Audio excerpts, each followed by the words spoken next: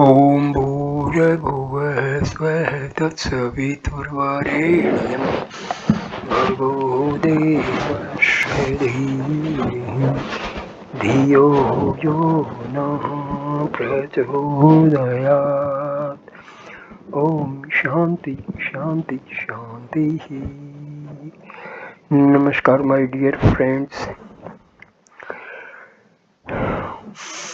This is 26th video on Talks with Maharshi Ramana.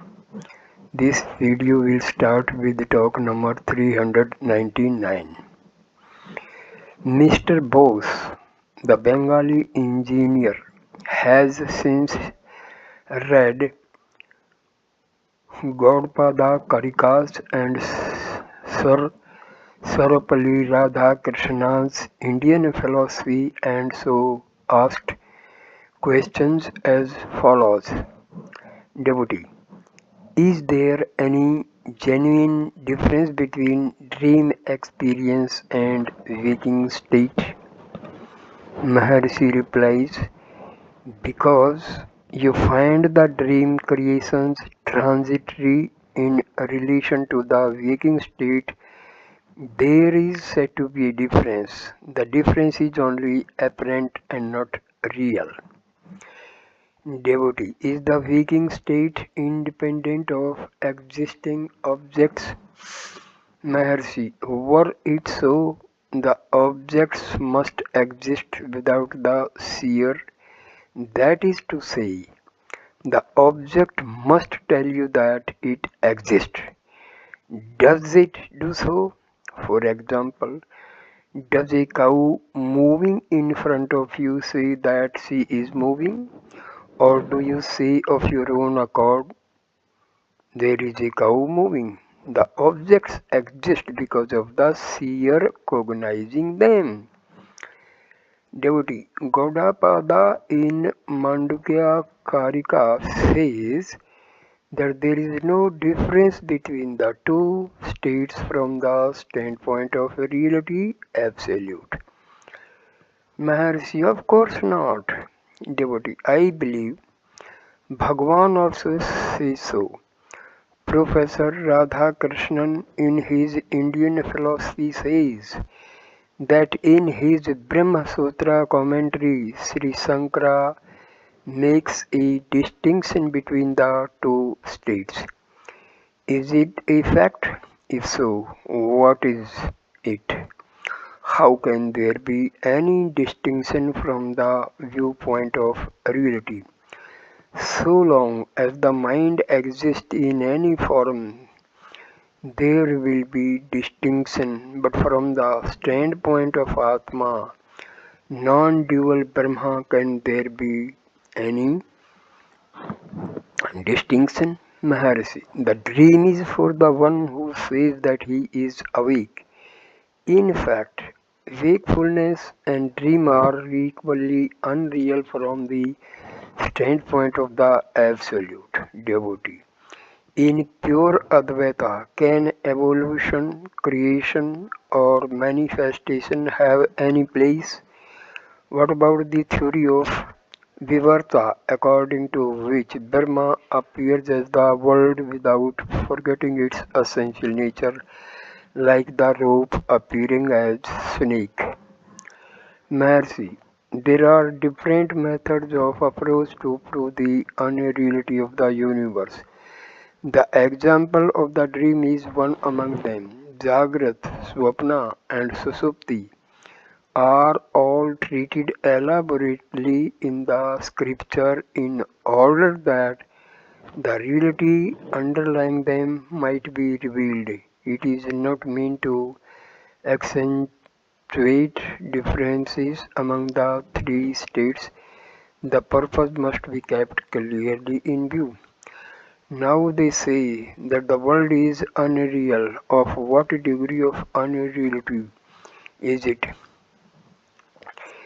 Is it like that of a son of a barren mother or a flower in the sky? Mere words without any reference to facts. whereas the world is a fact and not a mere word.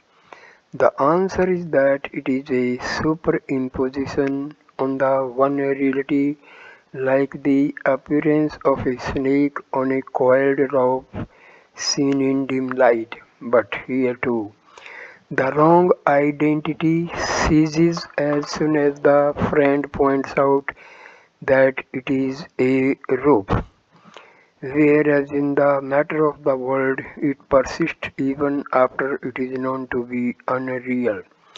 How is that? Again, the appearance of water in a mirage persists even after the knowledge of the mirage is recognized. So it is with the world. Though knowing it to be unreal, it continues to manifest. But the water of the mirage is not sought to satisfy one's thirst. As soon as one knows that it is a mirage, one gives it up as useless and does not run after it for procuring water. Devotee. Not so with the appearance of the world, even after it is repeatedly declared to be false, one cannot avoid satisfying one's wants from the world. How can the world be false? Maharshi. It is like a man satisfying his dream wants by dream creations. There are objects, there are wants, and there is satisfaction. The dream creation is as purposeful as the Jagrat world, and yet it is not considered real. Thus we see that each of these illustrations serves a distinct purpose in establishing the stages of unreality. The realized phase finally declares that in the regenerate state the Jagrat world also is found to be as unreal as the dream world is found to be in the Jagrat state. Each illustration should be understood in its proper context. It should not be studied as an isolated statement. It is like a link in a chain. The purpose of all these is to direct the seeker's mind towards the one reality underlying them all. Devotee, is there that difference in the philosophy of Sankara and Gaudapada which the learned professor wants us to believe? Mercy, the difference is only in our imagination. Devotee, Sir Sarupalli Radhakrishnan writes, the general idea pervading Gaudapada's work that bondage and liberation, the individual soul and the world are all unreal, makes a caustic critic observe that the theory which has nothing better to say than that an unreal soul is trying to escape from an unreal supreme good may itself be an unreality. It is one thing to say that the unchangeable reality expressing itself in the changing universe without forfeiting its nature is a mystery, and another to dismiss the whole changing universe as a mere mirage. If we have to play the game of life, we cannot do so with the conviction that the play is a show and all the prizes in it are mere blanks. No philosophy can consistently hold such a theory and be at rest with itself. The greatest condemnation of such a theory is that we are obliged to occupy ourselves with objects the existence and value of which we are continually denying in theory. It only shows that there is something else which includes and transcends the world, but it does not imply the world is a dream. Mercy, as was already said, The purpose of the whole philosophy is to indicate the underlying reality whether of the Jagrat, Swapna and Susupti states or the individual souls, the world and God. There are three outlooks possible. Number one, the Vyavaharika. The man sees the world in all its variety, surmises the creator and believes in himself as the subject. All these are thus reduced to the three fundamental Jagrat, Jiva and Isvara. Jagat, Jiva and Isvara.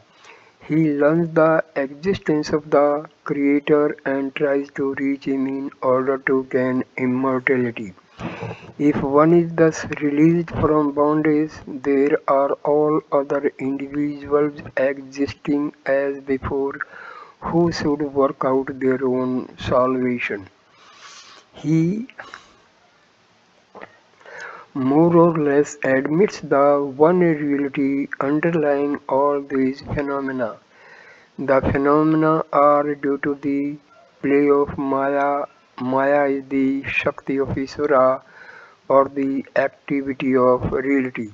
Thus, existence of different souls, objects, etc. do not clash with the Advaitic point of view. Number two, the Pratibhashika. The Jagat, Jiva and Ishvara are all cognized by the seer only. They do not have any existence independent of him. So there is only one Jiva, be it the individual or God. All else is simply a myth. Third, the Paramarthika, that is Ajatvada, no creation doctrine, which admits of no second. There is no reality or absence of it, no seeking or gaining, no bondage or liberation, and so on.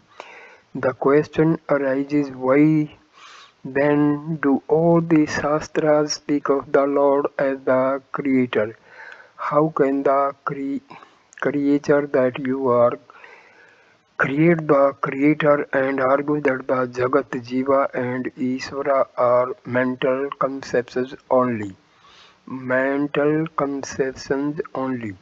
The answer is as follows.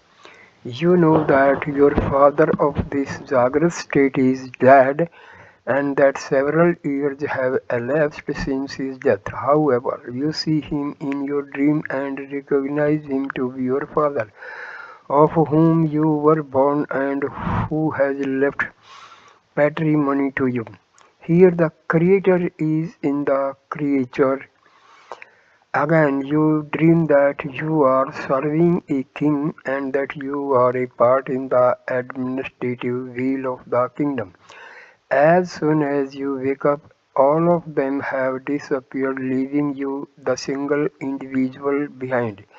Where were they all? Only in yourself. The same analogy holds good in the other case also. Devotee. In the Vyavaharika, above mentioned, how does Maya come in? Maharshi, Maya is only Isvara Shakti or the activity of reality. Devotee, why does it become active? Maharshi, how can this question arise? You are yourself within its fold. Are you standing apart from that universal activity in order to ask this question?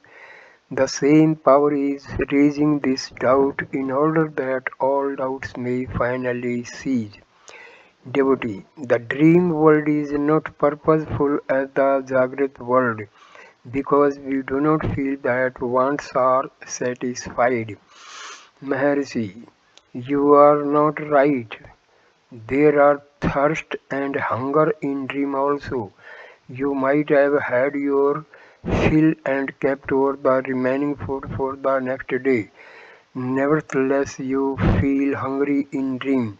This food does not help you. Your dream hunger can be satisfied only by eating dream food. Dream wants are satisfied by dream creations only. Devotee. We recollect our dreams in our Jagrat but not vice versa. Mercy, not right again. In the dream you identify yourself with the one now speaking. Devotee, but we do not know that we are dreaming as apart from the waking as we do now. Mercy, the dream is the combination of Jagrat and Susupti. It is due to the sanskaras of the Jagrat state. Hence we remember dreams at present. Sanskaras are not formed contrary-wise. Therefore also we are not aware of the dream and Jagrat simultaneously. Still, everyone will recollect strange perplexities in dream. One wonders if he dreams or is awake. He argues and determines that he is only awake. When really awake, he finds that it was all only a dream. Talk number 400. In the course of another conversation, Sri Bhagwan said, Buddhism and add just to meditation and nothing more. 16th April 1937, talk number 401. Mr. Krishnamurti, an Andhra gentleman, asked as follows: when we make tapas, on what object must we fix our sight? Our mind is fixed on what we utter. Maharshi, what is tapas for? Devotee, for self-realization. Maharshi, quite so. Tapas depends on the competency of the person. One requires a form to contemplate, but it is not enough. For can anyone keep looking at an image always? So the image must be implemented by japa. Japa helps fixing the mind on the image in addition to the eyesight. The result of these efforts is concentration of mind which ends in the goal. He becomes what he thinks. Some are satisfied with the name of the image. Every form must have a name. That name denotes all the qualities of God. Constant japa puts of all other thoughts and fixes the mind. That is tapas. One pointedness is the tapas wanted. The question what tapas is was asked in order to know what purpose to serve. It will take the form required for the purpose. Devotee, are not physical austerities also tapas? Maharshi, may be one form of it. They are due to vairagya, dispassion. Devotee, I have seen a man with his arm lifted all his life. Maharshi, that is vairagya. Devotee, why should one afflict his body for the purpose? Mercy, you think it is affliction, whereas it is a woe, and for the other man it is an achievement and a pleasure. Dhyana may be external or internal or both. Japa is more important than external form. It must be done until it becomes natural. It starts with effort and is continued until it proceeds of itself. When natural, it is called a realization. Japa may be done even while engaged in other work. That which is the one reality, it may be represented by a form, a japa, mantra, vichara, or any kind of attempt. All of them finally resolve themselves into that one single reality. Bhakti, vichara, japa are only different forms of our effort to keep out the unreality. The unreality is an obsession at present. Reality is our true nature. We are wrongly persisting in unreality, that is, thoughts and worldly activities. Cessation of these will reveal the truth. Our attempts are directed towards keeping them out. It is done by thinking of the reality only. Although it is our true nature, it looks as if we are thinking of the reality. What we do really amounts to the removal of obstacles for the revelation of our true being. Meditation or vichara is thus a reversion to our true nature. Devotee, are our attempts sure to succeed? Maharshi, realization is our nature. It is nothing new to be gained. What is new cannot be eternal. Therefore, there is no need for doubting if one would lose or gain the self. So, I end this video here. Please like, comment, and share the video and subscribe the channel. Thanks a lot. Namaskar, my dear friends.